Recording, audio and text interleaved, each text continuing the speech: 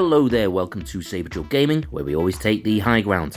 For the last 3 years, the Street Fighter 2 series of games has been a staple of the content on this channel.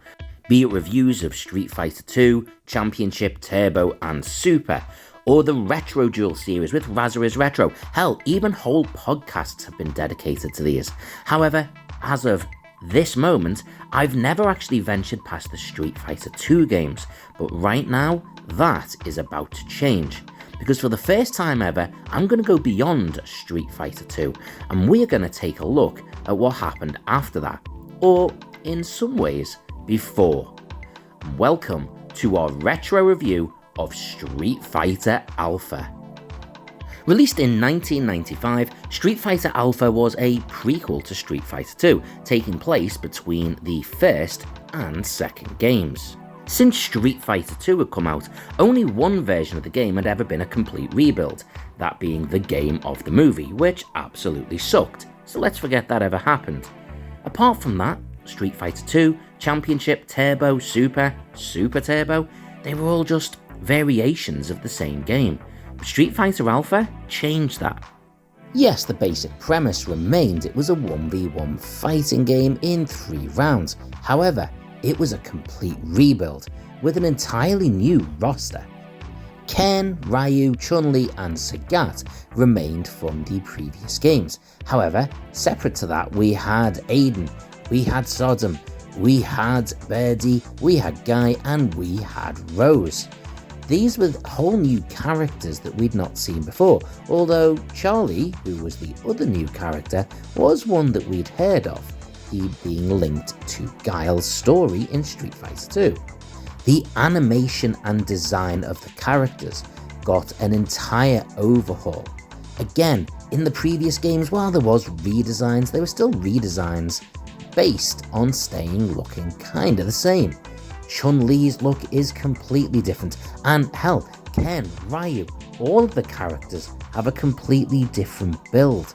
It's much more of an anime feel, an anime design. The backgrounds, the levels on which our characters fight, are again for the first time completely new. None of the previous levels we'd seen in the Street Fighter 2 games are here. While we do travel around the world, the designs of the levels are entirely original. We did get modified movesets, even for the characters that we knew originally. Different moves had different animations, and of course there was the level 1, 2, 3 max combos. Overall, it looked very impressive. But how was it received when it was first released back in 1995? Well, the game was initially released on the Sega Saturn and the PlayStation, and they were direct ports of the arcade original.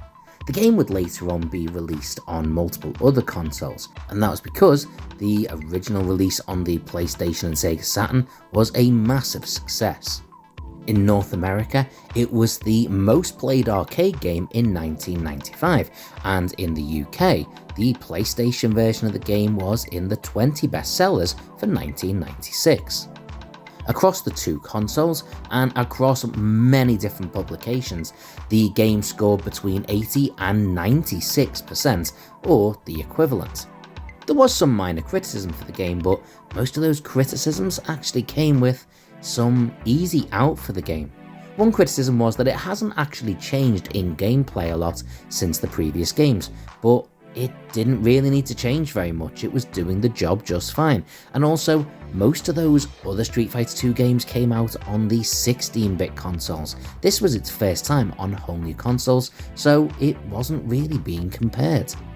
There was also an argument that X-Men Children of the Atom, another game released on the Sega Saturn of a similar ilk, had outdone it, but given the love for Street Fighter games, this had its own niche market.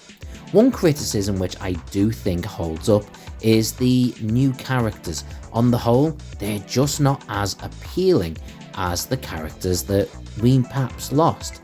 So, with that in mind, it's probably a good time to move along to how does this game stand up now? How does it hold up to modern scrutiny? So truth be told, I didn't actually access any of the Street Fighter Alpha games until I played them on the Nintendo Game Boy Advance. I hadn't played any of them on the PlayStation or Sega Saturn, so I was relatively new to them. I only played them on the Game Boy Advance a little as well, so when I was reviewing this game, I was kind of playing it for the first time. There isn't really much rose-tinted spectacles involved in this one. First, let's talk about the graphics. I have to say, the graphics, the animation style in this are amazing. I absolutely love the look for Ken, Ryu, Sagat, and Chun-Li. I think they're absolutely incredible and perhaps the best versions of any of these characters based on the look. The backgrounds were a little underwhelming, still very nice, but I didn't like them quite as much as the previous ones from Street Fighter 2, but that might be due to my retro connection to them. The music and sounds are solid, but I don't think they're anywhere near as iconic or as memorable as the other Street Fighter 2 games, or even as some of the more recent Street Fighter games. That said, it wasn't a problem. The biggest issue for me was just how little I cared about most of the new characters. Sagat looks awesome in this game, Ken and Ryu two of my favourites, and of course Chun-Li is an absolute legend. But out of the new characters, the only one that really took my fancy was Charlie, and that was because I knew of his links to Guile from Street Fighter 2. The rest of them, Birdie in particular, just looked a bit stupid, if I'm honest. None of them particularly appeal to me, but that's a minor gripe. Some of the later Street Fighter games would go on to be far more complicated, have more complex combos and different moves to do. This one didn't do that. Playing Street Fighter Alpha is just as easy and engaging to play as the original Street Fighter 2 games, and when it comes down to it, surely that's the point. It didn't really change much of what we got from the Street Fighter 2 games, and that could either be a positive or a negative. It depends on your perspective. We had so many different Street Fighter 2 games, maybe people wanted something brand new, or maybe if it ain't broke, don't fix it. On the whole, visually it's a step up, and maybe people didn't want something completely different. I could have done with some more likeable original characters though, or maybe just some of the repeated ones from the past. The ender level bosses were still pretty cool, and we got Akuma for the first time, so overall, not too bad. I'm going to try and score Street Fighter Alpha without thinking about comparing it to the previous games or looking at it as part of a series. Regardless of whether it should have done more, how does this game stand up on its own? Well, it still has a bunch of really likeable characters, and the visuals are incredible, the gameplay's really solid. This game deserves a good 8 out of 10. It could have improved slightly, and potentially the series would. But what are your thoughts? Did you play Street Fighter Alpha, and what console did you play it on? Comment below, let me know what you played it on, when you played it, and if you think I've been a little bit too harsh or a bit too lenient. And until next time, take the high ground.